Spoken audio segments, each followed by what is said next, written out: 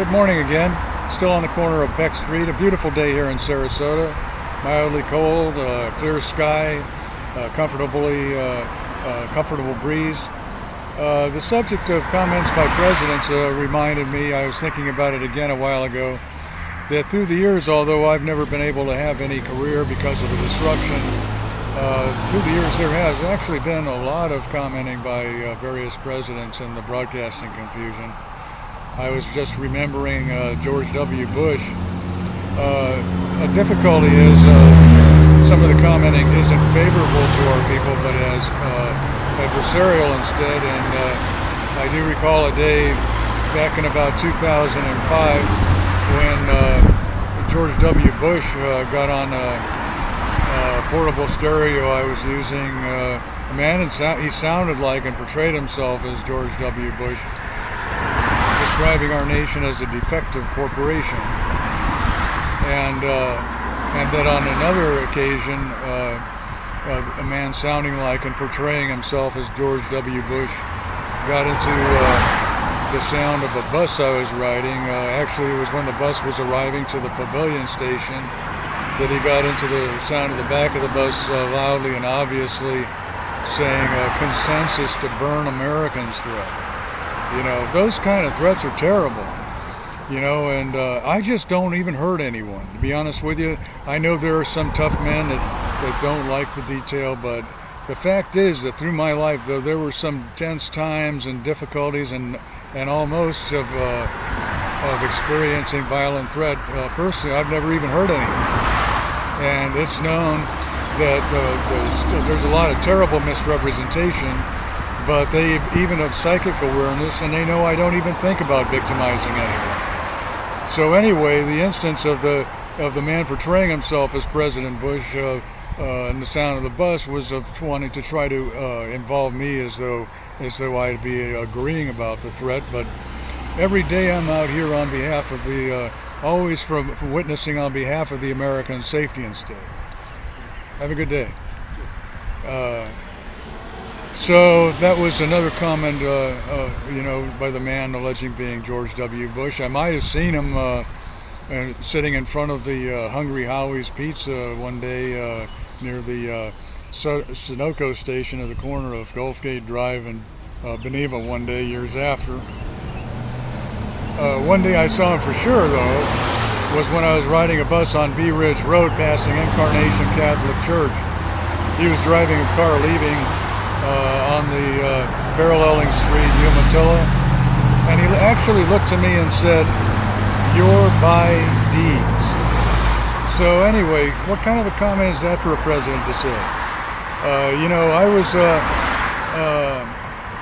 riding past, heading west on Bee Ridge Road on a bus when he looked to me and said those exact words. And what he was doing was referring back to Walt Disney World.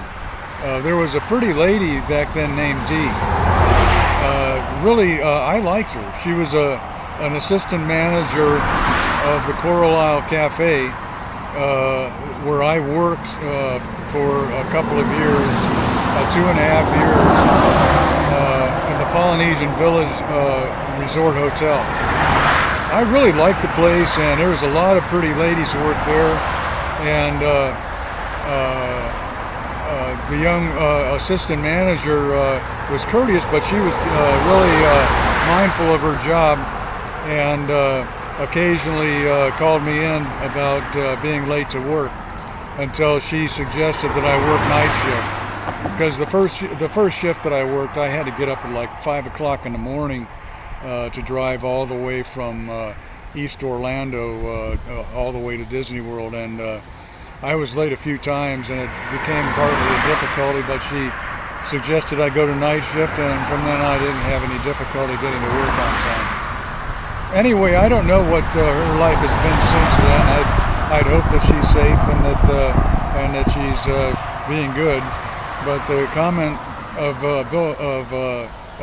President George W. Bush back then had been, as said, it was after he had been in office. It was one day after his term in office. So anyway, but also the other part of his comment, the term lie, Well, again, goes back to Disney World.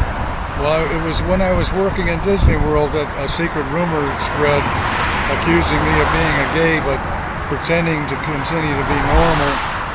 And but they were wrong about it. I've already detailed about the malpractice that I had experienced back in '81, during the summer of '81. So the former president was continuing with the Orlando malpractice, and there is a very specific focus about it. I've been stricken at by lightning many times. It strikes exactly at the outer corner of my left eye somehow. So, you know, the capability of directed lightning isn't a conjecture, it's actually a fact. And I don't know why I don't get injured by it. Sometimes it's very explosive sounding even. But I guess maybe there's a way that there's adjustable intensity or something. But it looks and sounds very authentic. But each time it's meant to angrily remind me of doing something, but I'm remembering exactly that I did. So the pivotal argument is did or didn't, and the only fact is that I did. I wouldn't have made a big deal about it, but others did secretly pivot on the accusation, even though I didn't have any political aspirations at the time, and I didn't have any official position or anything. That reminds me, of course, that besides George W. Bush, George H.W. Bush had pivoted on the particular accusation also. I've seen him on Gulfgate Drive a few occasions driving, wearing thick black rimmed glasses. On one occasion, I recall, I was sitting on the bus stop of Gulfgate Library when he drove past heading east.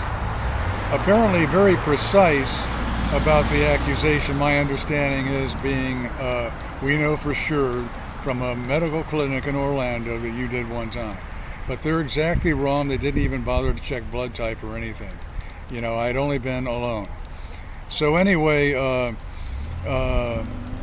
you know, those are a couple of those occasions. I saw President former president at the time, George W. Bush, standing on the entry of St. Thomas More Catholic Church back then. A concern is, of course, when I mentioned earlier the terrible threat of a consensus to burn Americans, the difficulty is that during around the same time frame, the Pope appointed a former British clergyman named St. Thomas More to be the church's saint of politicians. And a difficult matter is that some of the church don't think unfortunate at all, because there are some who still think that they should have a right to arbitrarily sentence people to be burned, is that Thomas More had advocated the burning of opposition, and now with the appointment of Thomas More to be patron saint of politicians, I think that's what the title is. It might have been another title. Indicates the possibility of the church fomenting trying to develop a consensus about appointing somebody representative of politics to be who had advocated burnings in his own previous time. So those are worries and concerns to consider, recalling that our Constitution was established with an intent of protecting the American people against any religious tyranny. We know that many people of various churches are all good fellow citizens that we always hope continue to be safe, but we do also know that abusive leadership of churches is sometimes corrupt and arrogant. And I recall an occasion when an old gay man, alleging being a Catholic priest, had said a threat of intending to martyr all U.S. Catholics.